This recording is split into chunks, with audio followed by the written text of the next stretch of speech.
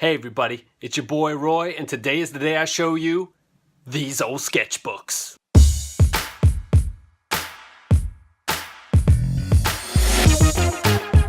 If you saw my intro video, you might remember me saying, the most common thing I hear people tell me is, oh, I wish I could draw like you. And to that I tell them, you can. All you need to do is practice. But the truth of the matter is, I really haven't been practicing that much over the last 5 or 6 years. And even before that, my personal work was very incomplete. But I'm hoping to change all that. I ordered a new sketchbook off of Amazon, and it should be coming sometime today. And when it comes, the doorbell actually just rung. You got it? Is that UPS? Probably. I'd go get it, but I'm trapped in the room. I have a light right behind the door. Oh, Lord. Can you hand it to me? Through the door? Thank you.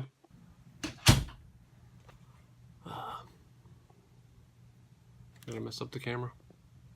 Well, anyway, before I get to the new sketchbook, I thought I'd go through some of my old sketchbooks and show you a couple of pictures of how I used to draw, maybe a little evolution of my style over time, if there is any. It's been a while since I looked in these at all. I'll start with this one. I think this is my earliest one. At the time I was into a lot of graffiti and hip-hop, and I wanted to emulate the style of brands like Tribal and others that I can't even remember the name of now.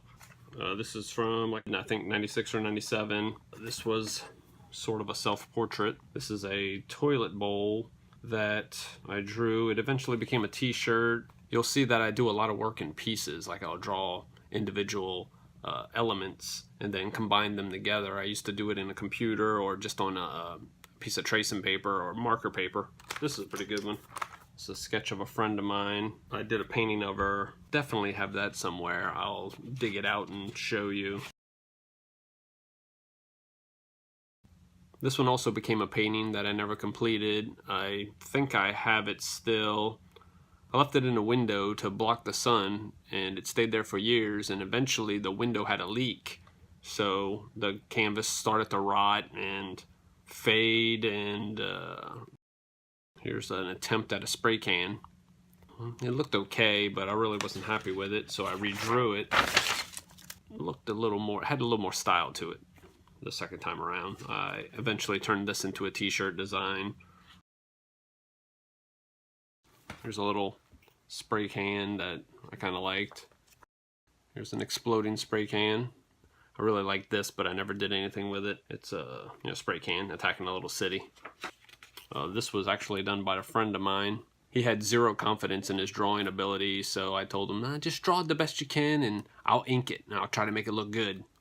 Here's that spray can from earlier, only inked. Here's a little hip-hop guy with a bong made out of a spray can.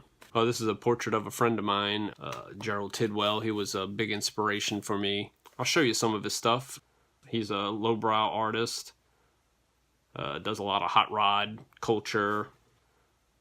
I'll link his website down below if you want to check him out some more.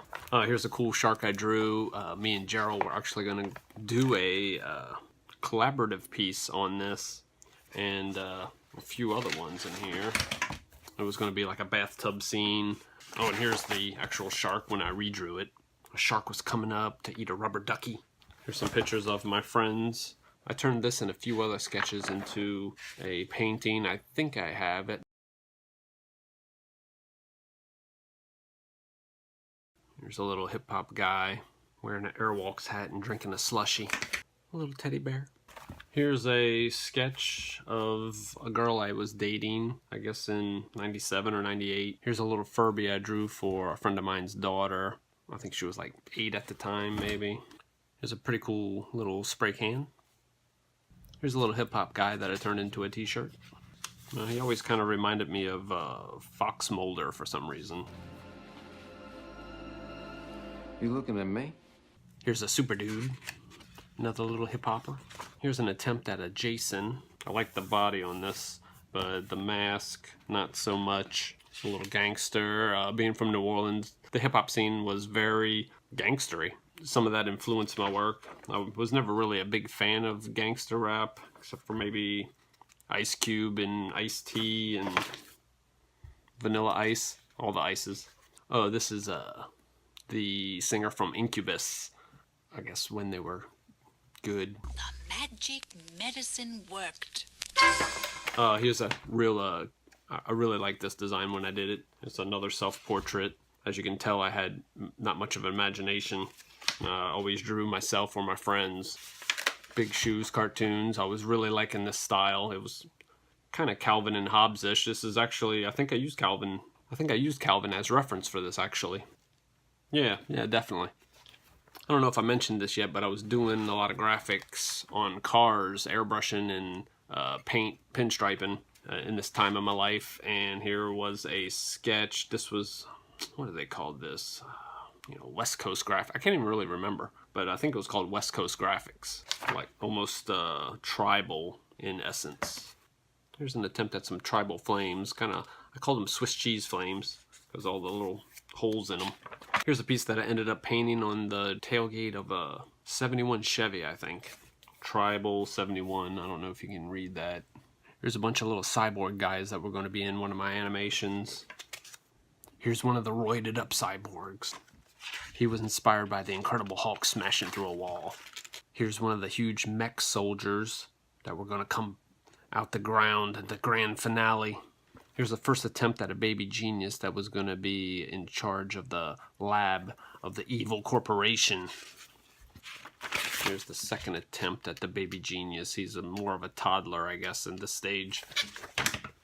Here's one of my protagonists from that same story, based on a friend of mine, and another based on a friend of mine. He loved the Wolverine, so I tried to give him a little bit of a Wolverine aspect. And this was supposed to be a can of sardines because they were big-time practical jokers. And they'd like to open cans of sardines and leave them in people's cars. Here's a little hip-hop guy I drew for someone's record label. And here's the Witch Doctor.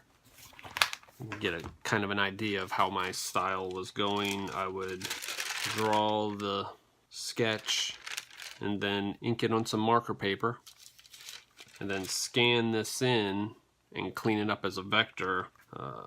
Probably didn't even really need cleaning up, but I would just be so obsessed with perfect lines at the time.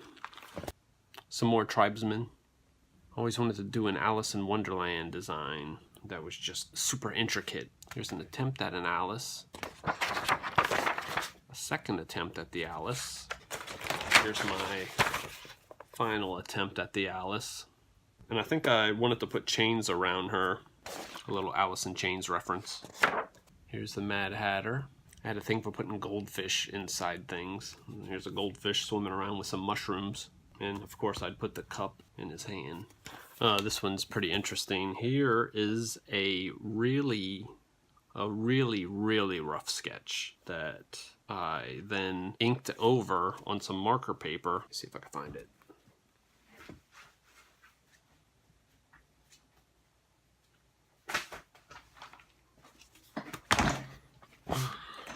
Here it is. It's in here. I think I scanned this sketch in, shrunk it down so that I could get it under this marker paper, and then inked. Gave them a bunch of little scales. I also found this.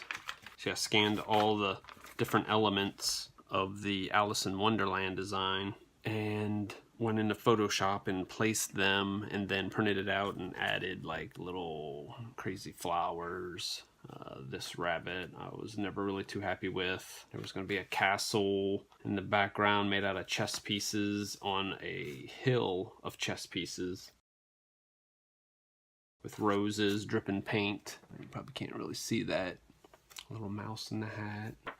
Oh, here's a sketch of a swirl I ended up using behind. Let me just see if I can find it.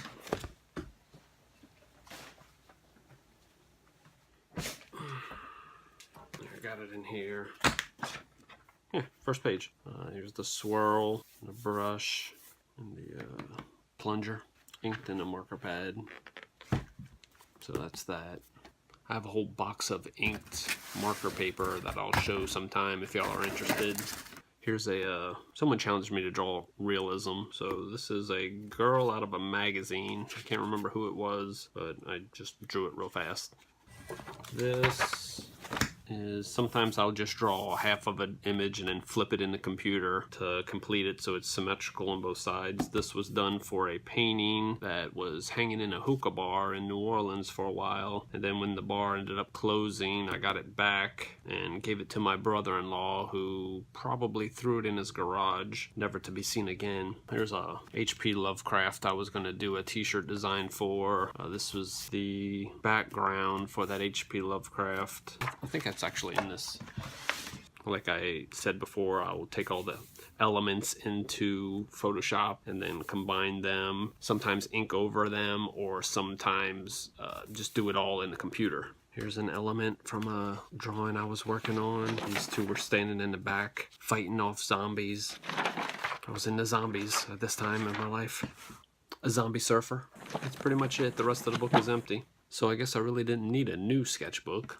Couldn't find all the elements for this Mickey and Mallory design I was working on, but this is what that was looking like.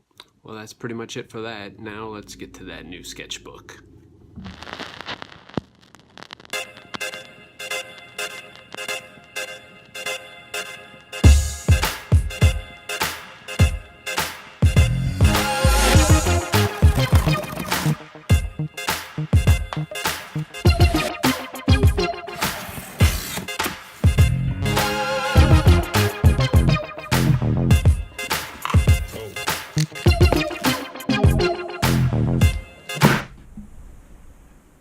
I think I grossly underestimated how big 600 pages would be in a sketchbook. I mean, let's just compare this. This is Under the Dome by Stephen King, 1,074 pages. This is a 600-page sketchbook. Well, it looks like I definitely have my work cut out for me. I will see you next time when I try to find out how I'm going to fill this sketchbook. Thanks for watching. Yo, man, let's get out of here. Word to your mother.